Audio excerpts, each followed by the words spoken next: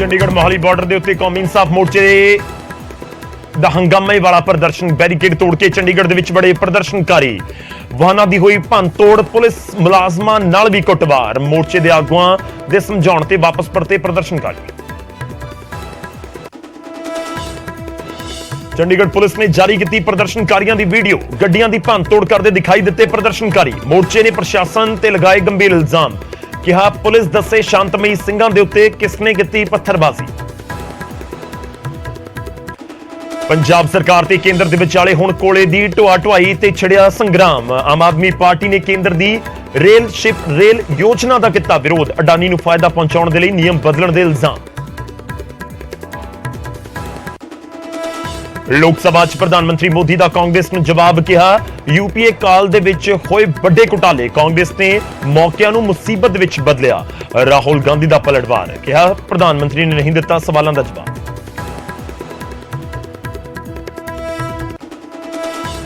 ਪੰਜਾਬ ਦੇ ਵਿੱਚ ਅਫੀਮ ਦੀ ਖੇਤੀ ਤੇ ਹੋ ਸਕਦਾ ਹੈ ਵਿਚਾਰ, ਖੇਤੀਬਾੜੀ ਮੰਤਰੀ ਕੁਲਦੀਪ ਧਾਲੀਵਾਲ ਬੋਲੇ, ਜੇ ਕਿਸਾਨਾਂ ਨੂੰ ਹੋਵੇ ਫਾਇਦਾ, ਨਸ਼ੇ ਤੋਂ ਪੀੜਤ ਨੌਜਵਾਨਾਂ ਦਾ ਹੋਵੇ ਭਲਾ, ਤਾਂ ਹੋ ਸਕਦਾ ਹੈ ਵਿਚਾਰ। ਦਿੱਲੀ ਸ਼ਰਾਬ ਘੁਟਾਲੇ 'ਚ ਈਡੀ ਦੀ ਵੱਡੀ ਕਾਰਵਾਈ, ਸਾਬਕਾ ਵਿਧਾਇਕ ਦੀਪ ਮਲਹੋਤਰਾ ਦਾ ਬੇਟਾ ਗ੍ਰਿਫਤਾਰ, ਗੌਤਮ ਮਲਹੋਤਰਾ ਤੇ ਮਨੀ ਲਾਂਡਰਿੰਗ ਦਾ ਇਲਜ਼ਾਮ, ਈਡੀ ਨੂੰ ਮਿਲਿਆ 7 ਦਿਨ ਦਾ ਰਿਮਾਂਡ। ਦੀਪ ਸਿੱਧੂ ਦੀ ਗਰਲਫ੍ਰੈਂਡ ਰੀਨਾ ਰਾਏ ਨੇ ਸਾਜ਼ਿਸ਼ ਦੀ ਥਿਊਰੀ ਦੇ ਉੱਤੇ ਲਗਾਇਆ ਫੁੱਲ ਸਟਾਪ, ਕਿਹਾ ਉਹ ਹਾਦਸਾ ਹੀ ਸੀ, ਕੁਝ ਹੋਰ ਨਹੀਂ। ਦੀਪ ਸਿੱਧੂ ਦੇ ਭਰਾ ਮਨਦੀਪ ਤੇ ਲਗਾਇਆ ਲੋਕਾਂ ਨੂੰ ਗੁੰਮਰਾਹ ਕਰਨ ਦਾ ਇਲਜ਼ਾਮ। ਹਿਮਾਚਲ ਦੇ ਬੱਦੀ ਦੇ ਵਿੱਚ ਵੱਡਾ ਹਾਦਸਾ, ਉਸਾਰੀ ਅਧੀਨ ਇਮਾਰਤ ਦਾ ਡਿੱਗਿਆ ਲੈਂਟਰ, ਕਈ ਮਜ਼ਦੂਰ ਦੱਬੇ ਹੋਣ ਦਾ ਖਦਸ਼ਾ, ਰਾਹਤ ਤੇ ਬਚਾਅ ਕਾਰਜ ਜਾਰੀ।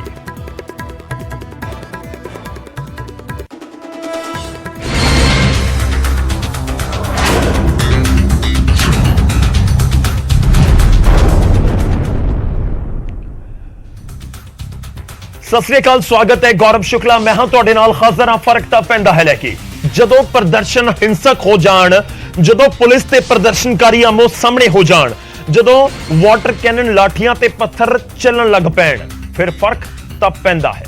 ਸ਼ੁਰੂਆਤ ਅੱਜ ਮੋਹਾਲੀ ਤੋਂ ਕਰਨ ਜਾ ਰਹੇ ਹਾਂ। ਮੋਹਾਲੀ ਦੇ ਵਿੱਚ ਬੰਦੀ ਸਿੰਘਾਂ ਦੀ ਰਿਹਾਈ ਦੀ ਮੰਗ ਕਰ ਰਹੇ ਪ੍ਰਦਰਸ਼ਨਕਾਰੀ ਤੇ ਪੁਲਿਸ ਆਮੋ ਸਾਹਮਣੇ ਨਜ਼ਰ ਆਏ।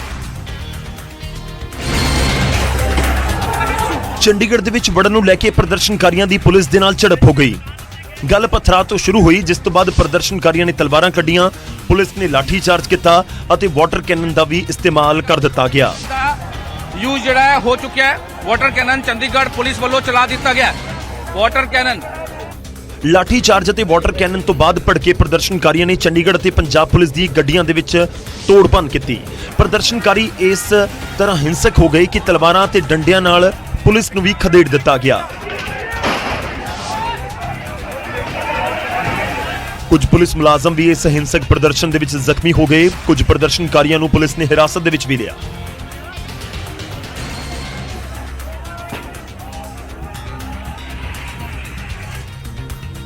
ਤਾਂ ਮੋਹਾਲੀ ਚੰਡੀਗੜ੍ਹ ਬਾਰਡਰ ਦੇ ਉੱਤੇ ਜ਼ਬਰਦਸਤ ਤਣਾਅ ਦਾ ਮਾਹੌਲ ਨਜ਼ਰ ਆਇਆ। ਬੰਦੀ ਸਿੰਘਾਂ ਦੀ ਰਿਹਾਈ ਦੀ ਮੰਗ ਨੂੰ ਲੈ ਕੇ ਪ੍ਰਦਰਸ਼ਨਕਾਰੀ ਮੁੱਖ ਮੰਤਰੀ ਦੇ ਘਰ ਵਾਲੇ ਪਾਸੇ, ਪੰਜਾਬ ਦੇ ਸੀਐਮ ਦੇ ਘਰ ਵਾਲੇ ਪਾਸੇ ਜੋ ਸਰਕਾਰੀ ਰਿਹਾਇਸ਼ ਹੈ, ਕੂਚ ਕਰਨਾ ਚਾਹੁੰਦੇ ਸਨ, ਜਿਸ ਦਾ ਪਤਾ ਲੱਗਦੇ ਹੀ ਚੰਡੀਗੜ੍ਹ ਤੇ ਪੰਜਾਬ ਪੁਲਿਸ ਨੇ ਬੈਰੀਕੇਡਿੰਗ ਵੀ ਕੀਤੀ ਸੀ।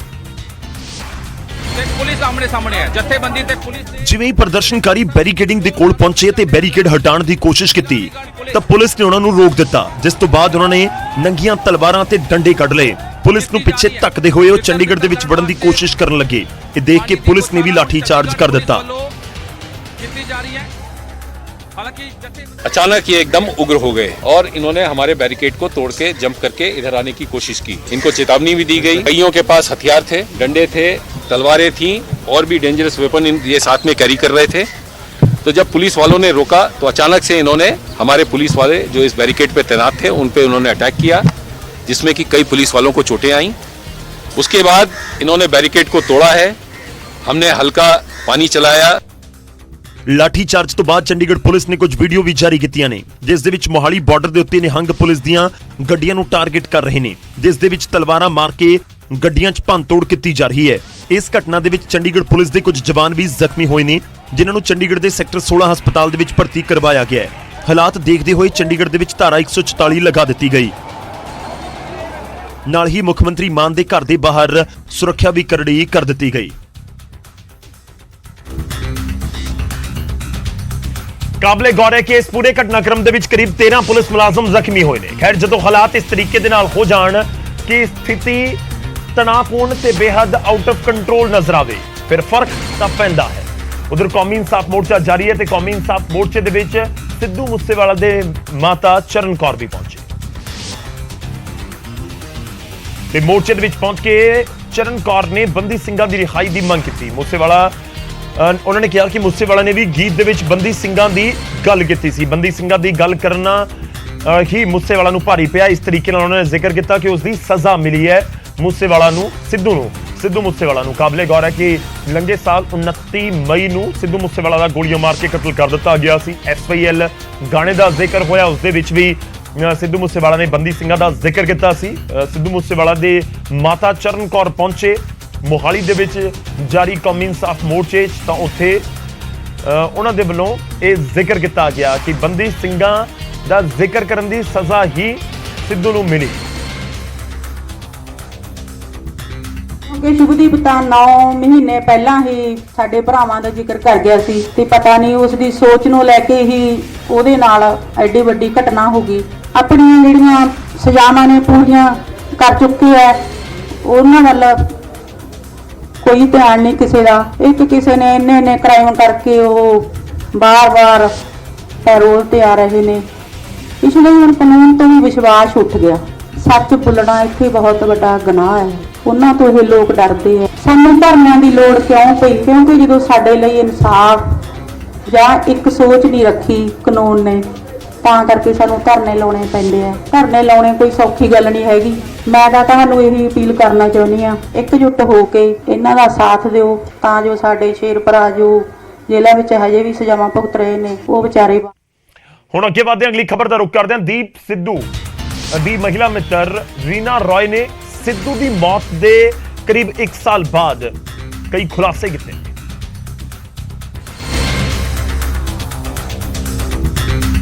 ਦੀਪ ਸਿੱਧੂ ਦੀ ਮੌਤ ਨੂੰ 15 ਫਰਵਰੀ ਨੂੰ 1 ਸਾਲ ਹੋ ਜਾਏਗਾ।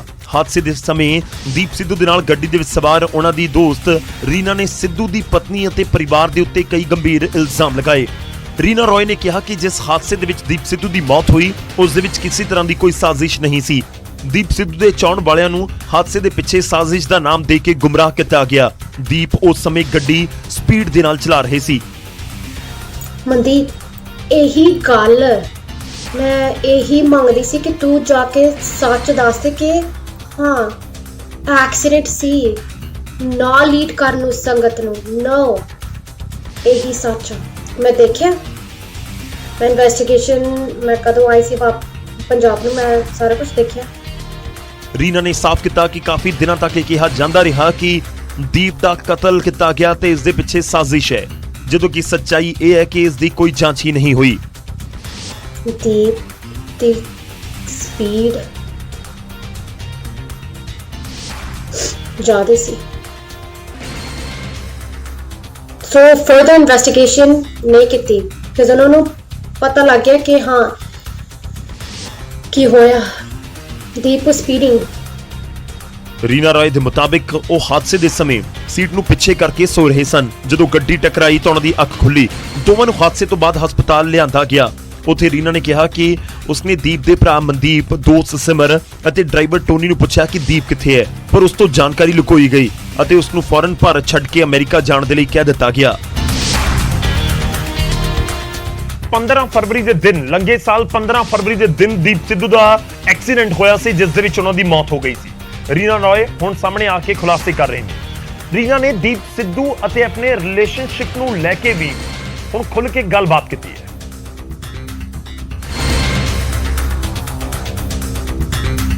ਰੀਨਾ रॉय ਨੇ ਦੱਸਿਆ ਕਿ ਉਹਨਾਂ ਦਾ ਦੀਪ ਸਿੱਧੂ ਦੇ ਨਾਲ ਰਿਲੇਸ਼ਨਸ਼ਿਪ 2018 ਤੋਂ ਸੀ। ਦੋਵਾਂ ਦਾ ਸਤੰਬਰ 2022 ਦੇ ਵਿੱਚ ਵਿਆਹ ਹੋਣਾ ਸੀ, ਪਰ ਸ਼ਾਇਦ ਪਰਮਾਤਮਾ ਨੂੰ ਇਹ ਮਨਜ਼ੂਰ ਨਹੀਂ ਸੀ।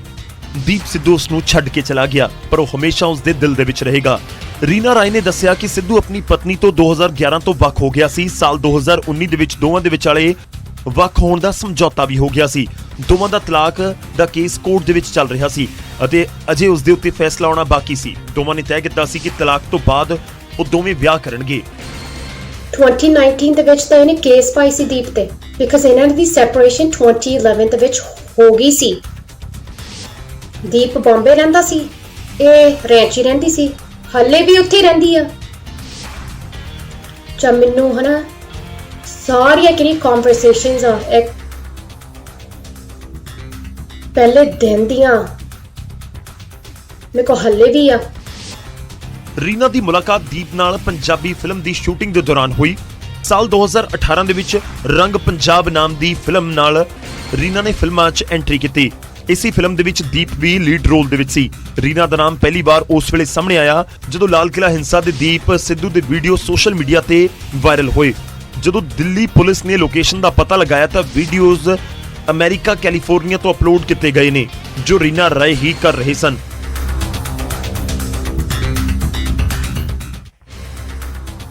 ਤਾਂ 1 ਸਾਲ ਬਾਅਦ ਆ ਕੇ ਉਹ ਖੁਲਾਸਾ ਕਰ ਰਹੇ ਨੇ। ਖੈਰ ਦੀਪ ਸਿੱਧੂ ਦੀ ਜਦੋਂ ਮੌਤ ਹੋਈ ਹੈ ਤਾਂ ਉਸ ਤੋਂ ਬਾਅਦ ਇਹ ਸਵਾਲ ਉੱਠੇ ਕਿ ਆਖਿਰ ਰੋਡ ਦੇ ਵਿਚਾਲੇ ਟਰੱਕ ਕਿਉਂ ਸੀ, ਕਿ ਇਸ ਦੀ ਵਾਕਈ ਜਾਂਚ ਹੋਈ ਜਾਂ ਹੋਣੀ ਚਾਹੀਦੀ ਹੈ, ਇੱਕ ਵੱਡਾ ਸਵਾਲ ਹੈ। ਪਰ ਜਦੋਂ ਨਾਲ ਵਾਲੀ ਸੀਟ ਦੇ ਉੱਤੇ ਖੱਬੀ ਸੀਟ ਦੇ ਉੱਤੇ ਬੈਠਾ ਸ਼ਖਸ ਕਹੇ ਕਿ ਨਹੀਂ ਸਪੀਡ ਜ਼ਿਆਦਾ ਸੀ, ਐਕਸੀਡੈਂਟ ਹੈ, ਸਾਜ਼ਿਸ਼ ਨਹੀਂ ਹੈ, ਫਿਰ ਫਰਕ ਤਾਂ ਪੈਂਦਾ ਹੈ। ਉਧਰ ਪੰਜਾਬ ਸਰਕਾਰ ਨੇ ਮੁੜ ਤੋਂ VIP ਸਿਕਿਉਰਿਟੀ ਦੇ ਵਿੱਚ ਕਟੌਤੀ ਕੀਤੀ ਹੈ ਤੇ ਜੇਲ੍ਹ ਦੇ ਵਿੱਚ ਬੰਦ ਨਵਜੋਤ ਸਿੰਘ ਸਿੱਧੂ ਦੇ ਘਰ ਦੀ ਸਿਕਿਉਰਿਟੀ ਵਾਪਸ ਲਈ ਗਈ ਹੈ। ਪਟਿਆਲਾ ਰਿਹਾਇਸ਼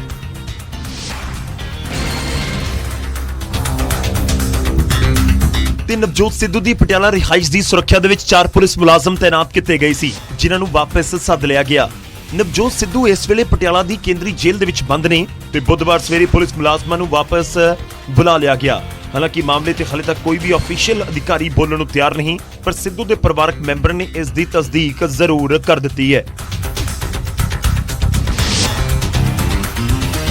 ਤੇ ਸਿੱਧੂ ਦੀ ਰਿਹਾਇਸ਼ ਤੋਂ ਸੁਰੱਖਿਆ ਵਾਪਸ ਲੈਣ ਦੇ ਕਾਰਨਾਂ ਦਾ ਅਜੇ ਤੱਕ ਤਾਂ ਖੁਲਾਸਾ ਨਹੀਂ ਹੋਇਆ। ਦੱਸਦੀ ਕਿ ਨਵਜੋਤ ਸਿੰਘ ਸਿੱਧੂ ਨੂੰ Z+ ਸਿਕਿਉਰਿਟੀ ਮਿਲੀ ਹੋਈ ਹੈ ਤੇ ਜੇਲ੍ਹ ਤੋਂ ਬਾਹਰ ਆਉਂਦਿਆਂ ਹੀ ਉਹਨਾਂ ਦੀ Z+ ਸੁਰੱਖਿਆ ਮੁੜ ਬਹਾਲ ਹੋ ਜਾਵੇਗੀ। ਹਾਲਾਂਕਿ ਇਹ ਵੀ ਦੇਖਣਾ ਹੋਵੇਗਾ ਕਿ ਇਹ ਸੁਰੱਖਿਆ ਕਟੌਤੀ ਸਿਰਫ ਸਿੱਧੂ ਦੀ ਪਟਿਆਲਾ ਰਿਹਾਇਸ਼ ਦੇ ਉੱਤੇ ਹੀ ਕੀਤੀ ਗਈ ਹੈ ਜਾਂ ਫਿਰ ਉਹਨਾਂ ਦੀ ਅੰਮ੍ਰਿਤਸਰ ਵਾਲੀ ਰਿਹਾਇਸ਼ ਤੋਂ ਵੀ ਸੁਰੱਖਿਆ ਮੁਲਾਜ਼ਮ ਵਾਪਸ ਬੁਲਾਏ ਜਾਣਗੇ। ਤਾਂ ਸਿੱਧੂ ਫਿਲਹਾਲ ਪਟਿਆਲਾ ਜੇਲ੍ਹ ਦੇ ਵਿੱਚ ਬੰਦ ਨੇ ਤੇ ਜਲਦ ਉਹਨਾਂ ਦੀ ਰਿਹਾਈ ਹੋ ਸਕਦੀ ਹੈ। 1 ਸਾਲ ਦੀ ਉਹਨਾਂ ਨੂੰ ਕੈਦ ਸੁਣਾਈ ਗਈ ਸੀ ਸੁਪਰੀਮ ਕੋਰਟ ਦੇ ਵੱਲੋਂ। ਅੱਗੇ ਵਧਦਿਆਂ ਸਾਬਕਾ ਮੁੱਖ ਮੰਤਰੀ ਬਿਆਨ ਸਿੰਘ ਦੇ ਪਰਿਵਾਰ ਨੂੰ ਚੰਡੀਗੜ੍ਹ ਪ੍ਰਸ਼ਾਸਨ ਨੇ ਕਰੀਬ 30 ਸਾਲ ਬਾਅਦ 3 ਦਹਾਕਿਆਂ ਬਾਅਦ ਸਰਕਾਰੀ ਕੋਠੀ ਖਾਲੀ ਕਰਨ ਦੇ ਨਿਰਦੇਸ਼ ਦਿੱਤੇ।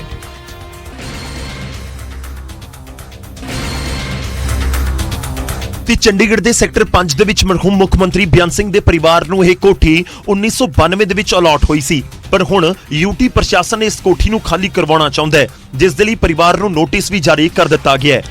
ਪੰਜਾਬ ਦੇ ਸਾਬਕਾ ਮੁੱਖ ਮੰਤਰੀ ਬਿਆਨ ਸਿੰਘ ਦੇ ਪਰਿਵਾਰ ਨੂੰ ਚੰਡੀਗੜ੍ਹ ਦੇ ਵਿੱਚ ਜਿਹੜੀ UT ਪ੍ਰਸ਼ਾਸਨ ਦੇ ਵੱਲੋਂ ਕੋਠੀ ਮਿਲੀ ਹੋਈ ਸੀ, ਉਸ ਕੋਠੀ ਨੂੰ ਖਾਲੀ ਕਰਨ ਦੇ ਹੁਕਮ ਜਿਹੜੇ ਆ UT ਪ੍ਰਸ਼ਾਸਨ ਦੇ ਵੱਲੋਂ ਦਿੱਤੇ ਗਏ ਨੇ। UT ਪ੍ਰਸ਼ਾਸਨ ਨੇ ਕੱਲ ਬਿਆਨ ਸਿੰਘ ਦੇ ਪਰਿਵਾਰ ਨੂੰ ਨੋਟਿਸ ਵੀ ਜਿਹੜਾ ਉਹ ਭੇਜਿਆ। ਹਾਲਾਂਕਿ ਜਾਣਕਾਰੀ ਮੁਤਾਬਕ ਪਰਿਵਾਰ ਨੇ MP ਰਵਨੀਤ ਬਿੱਟੂ ਨੂੰ ਲਗਾਤਾਰ ਮਿਲਦੀਆਂ ਧਮਕੀਆਂ ਦੇ ਮੱਦੇਨਜ਼ਰ UT ਪ੍ਰਸ਼ਾਸਨ ਦੇ ਨਾਲ ਗੱਲਬਾਤ ਕਰਨ ਦੀ ਗੱਲ ਕਹੀ। ਖਬਰਾਂ ਇਹ ਵੀ ਨੇ ਕਿ ਪੰਜਾਬ ਸਰਕਾਰ ਨੇ ਸੈਕਟਰ 39 ਦੇ ਵਿੱਚ ਪਰਿਵਾਰ ਦੇ ਲਈ ਇੱਕ ਹੋਰ ਕੋਠੀ ਦਾ ਇੰਤਜ਼ਾਮ ਵੀ ਕੀਤਾ ਹੈ। 1992 ਤੋਂ ਲੈ ਕੇ ਹੁਣ ਤੱਕ ਪਰਿਵਾਰ ਜਿਹੜਾ ਇਸੇ ਕੋਠੀ ਦੇ ਵਿੱਚ ਲਗਾਤਾਰ ਰਹਿ ਰਿਹਾ ਸੀ। ਰਵਨੀਤ ਸਿੰਘ ਬਿੱਟੂ ਹੋਣ ਚਾਹੇ ਗੁਰਕੀਰਤ ਸਿੰਘ ਕੋਟਲੀ ਹੋਣ, ਇਸੇ ਘਰ ਦੇ ਵਿੱਚ ਰਹਿੰਦੇ ਨੇ, ਇਸੇ ਕੋਠੀ ਦੇ ਵਿੱਚ ਰਹਿੰਦੇ ਨੇ। ਲੇਕਿਨ UT ਪ੍ਰਸ਼ਾਸਨ ਦੇ ਵੱਲੋਂ ਇਹ ਕੋਠੀ ਖਾਲੀ ਕਰਨ ਦੇ ਹੁਕਮ ਜਿਹੜੇ ਨੇ ਉਹ ਜਾਰੀ ਕੀਤੇ ਨੇ। ਹੁਣ ਪਰਿਵਾਰ ਨੂੰ ਇਹ ਕੋਠੀ ਖਾਲੀ ਕਰਨੀ ਹੋਈ। ਦੱਸ ਦਈਏ ਕਿ ਮਰਹੂਮ ਮੁੱਖ ਮੰਤਰੀ ਬਿਆਨ ਸਿੰਘ 1992 ਚ ਪੰਜਾਬ ਦੇ ਮੁੱਖ ਮੰਤਰੀ ਬਣੇ ਸਨ, ਜਿਨ੍ਹਾਂ ਦਾ 31 ਅਗਸਤ 1995 ਨੂੰ ਖਾਲਿਸਤਾਨੀ ਵੱਖਵਾਦੀਆਂ ਦੇ ਵੱਲੋਂ ਉਹਨਾਂ ਦੀ ਕਾਰ ਦੇ ਵਿੱਚ ਰੱਖੇ ਬੰਬ ਦੇ ਜ਼ਰੀਏ ਕਤਲ ਕਰ ਦਿੱਤਾ ਗਿਆ ਸੀ।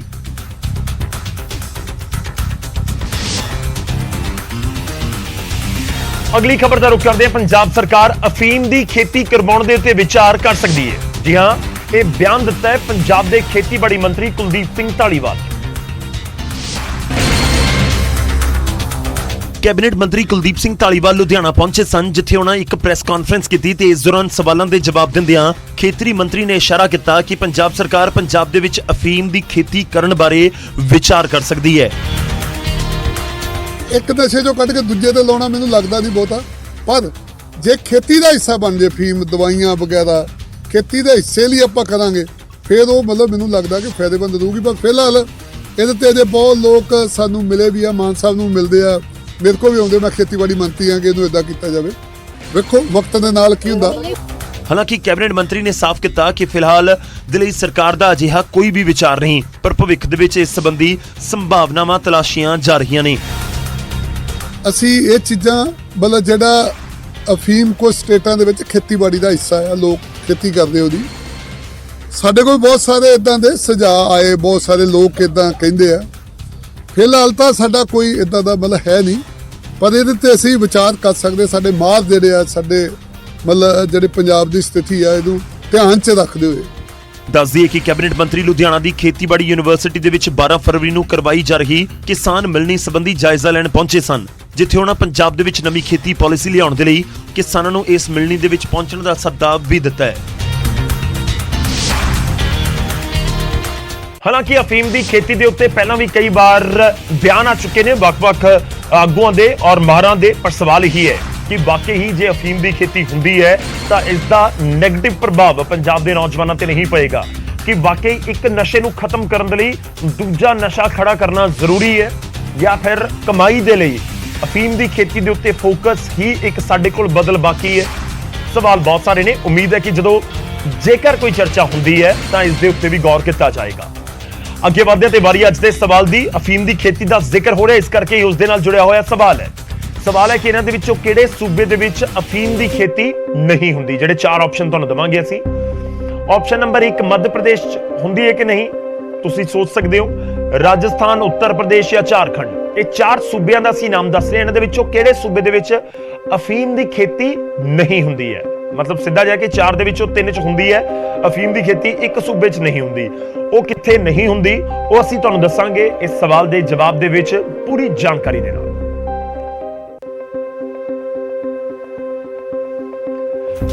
ਅੱਗੇ ਵਧਦੇ ਤੇ ਗੱਲ ਬਿਜਲੀ ਦੇ ਮੀਟਰਾਂ ਦੀ। ਆਰਥਿਕ ਮੰਦਹਾਲੀ ਦੇ ਨਾਲ ਜੂਝ ਰਹੇ ਪੰਜਾਬ ਪਾਵਰਕਾਮ ਨੇ ਹੁਣ ਵਿੱਤੀ ਘਾਟਾ ਪੂਰਾ ਕਰਨ ਦਾ ਨਵਾਂ ਰਾਹ ਲੱਭਿਆ ਤੇ ਪੰਜਾਬ ਦੇ ਸਰਕਾਰੀ ਦਫ਼ਤਰਾਂ 'ਚ ਪ੍ਰੀਪੇਡ ਮੀਟਰ ਲਗਾਉਣੇ ਲਾਜ਼ਮੀ ਕਰ ਦਿੱਤੇ ਗਏ।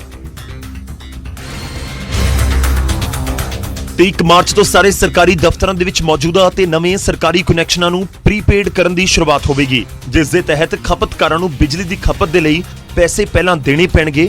ਜਾਣਕਾਰੀ ਮੁਤਾਬਕ ਕਰੀਬ 53,000 ਪ੍ਰੀਪੇਡ ਮੀਟਰ 15 ਦਿਨਾਂ ਦੇ ਵਿੱਚ ਲਗਾਏ ਜਾਣਗੇ ਤੇ ਪਾਵਰਕਾਮ ਨੇ ਇਸ ਸੰਬੰਧੀ ਸਰਕੂਲਰ ਵੀ ਜਾਰੀ ਕਰ ਦਿੱਤਾ ਹੈ।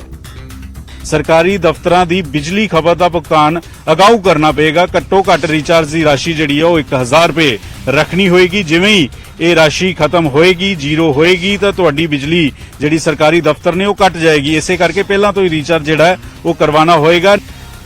ਉਧਰ ਪੰਜਾਬ ਸਰਕਾਰ ਨੇ ਪ੍ਰੀਪੇਡ ਮੀਟਰਾਂ ਨੂੰ ਲੈ ਕੇ ਕੇਂਦਰ ਸਰਕਾਰ ਤੇ ਕੰਡੀਸ਼ਨ ਲਗਾਉਣ ਦੇ ਇਲਜ਼ਾਮ ਲਗਾਏ ਨੇ। ਸਰਕਾਰ ਮੁਤਾਬਕ ਕੇਂਦਰ ਨੇ ਪ੍ਰੀਪੇਡ ਮੀਟਰ ਲਗਾਉਣ ਤੋਂ ਬਾਅਦ ਹੀ ਗ੍ਰਾਂਟ ਜਾਰੀ ਕਰਨ ਦਾ ਵਾਅਦਾ ਕੀਤਾ ਹੈ। ਮੁਦਰਾ ਪੋਰਟ ਹੈ ਜਿਹੜਾ ਅਡਾਨੀ ਸਾਹਿਬ, ਮੋਦੀ ਸਾਹਿਬ ਦੇ ਖਾਸ ਦੋਸਤ ਆ, ਔਰ ਇਹ ਖਾਸ ਗੱਲ ਹੈ, ਇਹ ਸਿਰਫ ਤੇ ਸਿਰਫ ਅਡਾਨੀ ਸਾਹਿਬ ਦੇ ਇੰਟਰਸਟ ਪ੍ਰੋਟੈਕਟ ਕਰਨ ਵਾਸਤੇ ਪੰਜਾਬ ਦੇ ਔਰ ਦੇਸ਼ ਦੇ ਲੋਕਾਂ ਤੇ ਬਰਡਨ ਪਾਇਆ ਜਾ ਰਿਹਾ ਜਿਹੜੇ ਏਰੀਏ 'ਚ ਰਹਿੰਦੇ ਆ, ਵੈਸਟਰਨ ਔਰ ਨਾਰਥਰਨ ਏਰੀਏ 'ਚ। ਦੱਸਦੀ ਕਿ ਸਰਕਾਰੀ ਵਿਭਾਗਾਂ ਦੇ ਵੱਲੋਂ ਬਿਜਲੀ ਬਿੱਲਾਂ ਦਾ ਭੁਗਤਾਨ ਨਾ ਕਰਨਾ ਪਾਵਰਕਾਮ ਦੇ ਲਈ ਵੀ ਵੱਡੀ ਚੁਣੌਤੀ ਬਣਿਆ ਹੋਇਆ ਹੈ ਤੇ ਪਿਛਲੇ ਸਾਲ ਨਵੰਬਰ ਤੱਕ ਦੇ ਰਿਕਾਰਡ ਦੇ ਮੁਤਾਬਿਕ ਪਾਵਰਕਾਮ ਦਾ ਵੱਖ-ਵੱਖ ਸਰਕਾਰੀ ਵਿਭਾਗਾਂ ਦੇ ਵੱਲ ਕਰੀਬ 2000 ਕਰੋੜ ਤੋਂ ਵੱਧ ਦਾ ਬਕਾਇਆ ਖੜਾ ਹੈ। ਖੈਰ, ਪ੍ਰੀਪੇਡ ਮੀਟਰਾਂ ਦਾ ਜ਼ਿਕਰ ਹੋ ਰਿਹਾ। ਪੰਜਾਬ ਸਰਕਾਰ ਨੇ ਸਰਕਾਰੀ ਦਫ਼ਤਰਾਂ 'ਚ ਪ੍ਰੀਪੇਡ ਮੀਟਰ ਲਗਾਉਣ ਦੇ ਹੁਕਮ ਦਿੱਤੇ ਨੇ ਤਾਂ ਇਸ ਦਾ ਵਿਰੋਧ ਵੀ ਸ਼ੁਰੂ ਹੋ ਗਿਆ।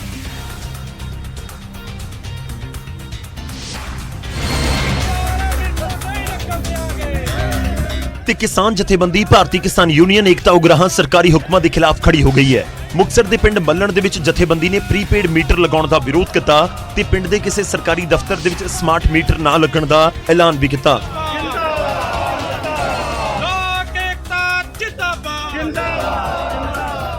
ਅਸੀਂ ਇੱਥੋਂ ਤਾਂ ਰੋਕ ਲਿਆ, ਜਾਂ ਜਿੱਥੇ ਜਥੇਬੰਦੀ ਦੀਆਂ ਇਕਾਈਆਂ ਉੱਥੇ ਰੋਕ ਲਏ। ਕਈ ਥਾਵਾਂ ਪਿੰਡਾਂ ਦੇ ਵਿੱਚ ਜਿੱਥੇ ਜਥੇਬੰਦੀ ਨਹੀਂ ਜਾਂ ਸ਼ਹਿਰਾਂ 'ਚ, ਉੱਥੇ ਸਰਕਾਰੀ ਥਾਵਾਂ ਤੇ ਸਰਕਾਰ ਇਹ ਸਮਾਰਟ ਮੀਟਰ ਲਾ ਰਹੀ ਆ। ਸਰਕਾਰੀ ਥਾਵਾਂ ਤੋਂ ਘਰਾਂ ਦੇ ਵਿੱਚ ਲਿਜਾਣ ਵਾਸਤੇ ਇਹਦਾ ਰਾਹ ਪੱਧਰਾ ਕਰ ਰਹੀ ਆ। ਹਾਲਾਂਕਿ ਫਿਲਹਾਲ ਸਰਕਾਰ ਦੇ ਵੱਲੋਂ ਇਹ ਮੀਟਰ ਸਰਕਾਰੀ ਦਫ਼ਤਰਾਂ ਦੇ ਵਿੱਚ ਲਗਾਉਣ ਦੇ ਆਦੇਸ਼ ਦਿੱਤੇ ਗਏ ਨੇ। ਕਿਸਾਨ ਆਗੂਆਂ ਮੁਤਾਬਕ ਇਸ ਫੈਸਲੇ ਨੂੰ ਹੌਲੀ-ਹੌਲੀ ਘਰਾਂ ਤੇ ਵੀ ਲਾਗੂ ਕੀਤਾ ਜਾਵੇਗਾ, ਜਿਸ ਨਾਲ ਗਰੀਬ ਵਰਗ ਦੇ ਉੱਤੇ ਵੱਡਾ ਅਸਰ ਪਏਗਾ। ਸਰਕਾਰੀ ਦਫ਼ਤਰਾਂ ਤੋਂ ਕੰਮ ਚਲਾਇਆ ਜੀ ਅੱਜ ਵਕਤ ਵਾਸਤੇ, ਜੇ ਪਿੱਛੇ ਜੇ ਇਹਨਾਂ ਨੇ ਪਿਛਲੇ ਦਿਨਾਂ 'ਚ ਮੋੜੇ ਆ, ਇਹਨਾਂ ਨੂੰ ਵੀ ਆਪਦੇ ਸਰਕਾਰੀ ਥਾਵਾਂ ਤੇ ਲਾਉਣ ਤੋਂ ਕੀਤਾ ਹੈ। ਇਸ ਤਰ੍ਹਾਂ ਜਿਹੜਾ ਕਿਸੇ ਦਾ ਮੀਟਰ ਸੜ ਜਾਂਦਾ ਹੈ, ਉਹਨਾਂ ਨੂੰ ਇਹ ਗੱਲ ਕਹਿੰਦੇ ਨੇ ਵੀ ਮੀਟਰ ਉਹ ਲਵਾਓ ਦੂਜਾ ਚੈਪ ਵਾਲੇ, ਦੂਜੇ ਨਹੀਂ ਲਾਉਣੇ ਅਸੀਂ। ਨਿਰਦੇਸ਼ ਆਉਂਦਿਆਂ ਹੀ ਵਿਰੋਧ ਦੀ ਅੱਗ ਭੜਕ ਉੱਠੀ। ਦੱਸ ਦਈਏ ਕਿ ਇਸ ਤੋਂ ਪਹਿਲਾਂ ਵੀ ਪ੍ਰੀਪੇਡ ਮੀਟਰਾਂ ਦੀ ਸ਼ੁਰੂਆਤ ਕੀਤੀ ਗਈ ਸੀ। ਉਸ ਸਮੇਂ ਵੀ ਲੋਕਾਂ ਨੇ ਮੀਟਰਾਂ ਦਾ ਵਿਰੋਧ ਕੀਤਾ ਸੀ। ਕੁੱਲ ਮਿਲਾ ਕੇ ਸਮਾਰਟ ਮੀਟਰਾਂ ਤੇ ਖਤਰੇ ਦੇ ਬੱਦਲ ਮੰਡਰਾ ਰਹੇ ਨੇ।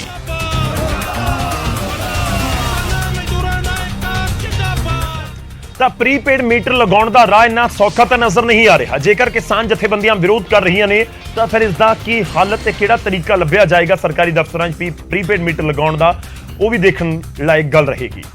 ਅੱਗੇ ਵਧਦੇ ਹਾਂ। RBI reserve bank of India ਨੇ ਰੈਪੋ ਰੇਟ ਦੇ ਵਿੱਚ 0.25% ਦਾ ਇਜ਼ਾਫਾ ਕਰ ਦਿੱਤਾ ਹੈ।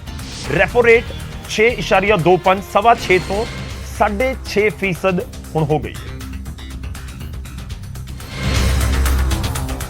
ਰੈਪੋ ਰੇਟ ਦੇ ਵਿੱਚ ਬਦਲਾਅ ਦੇ ਨਾਲ ਹੋਮ ਲੋਨ ਤੋਂ ਲੈ ਕੇ ਆਟੋ ਅਤੇ ਪਰਸਨਲ ਲੋਨ ਸਭ ਕੁਝ ਮਹਿੰਗਾ ਹੋ ਜਾਵੇਗਾ ਅਤੇ ਤੁਹਾਨੂੰ ਜ਼ਿਆਦਾ EMI ਚੁਕਾਉਣੀ ਹੋਵੇਗੀ।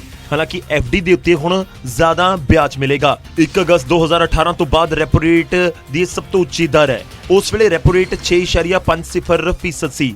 ਇਸ ਤੋਂ ਪਹਿਲਾਂ ਦਸੰਬਰ ਦੇ ਵਿੱਚ ਵਿਆਜ ਦਰਾਂ ਨੂੰ 5.90 ਤੋਂ ਵਧਾ ਕੇ 6.25% ਕਰ ਦਿੱਤਾ ਗਿਆ ਸੀ।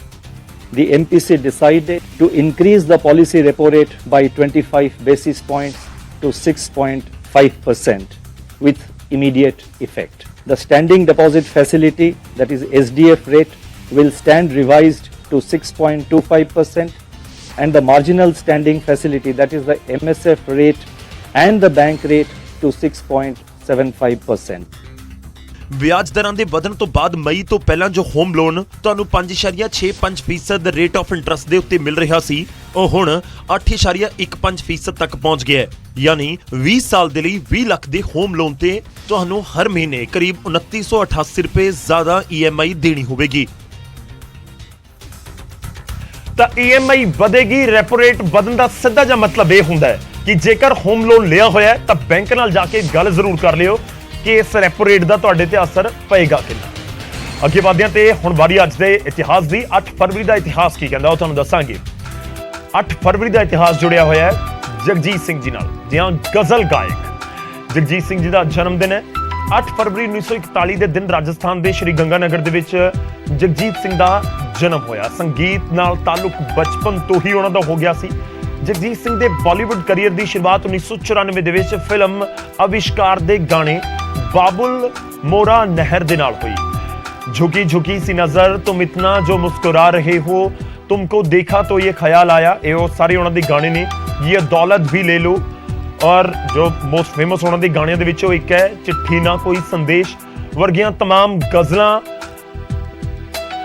ਅੱਜ ਵੀ ਲੋਕਾਂ ਦੇ ਦਿਲਾਂ ਦੇ ਉੱਤੇ ਰਾਜ ਕਰਦੀਆਂ ਨੇ। ਜਗਜੀਤ ਸਿੰਘ 10 ਅਕਤੂਬਰ 2011 ਦੇ ਦਿਨ ਇਸ ਦੁਨੀਆ ਨੂੰ ਅਲਵਿਦਾ ਕਹਿ ਗਏ ਸਨ।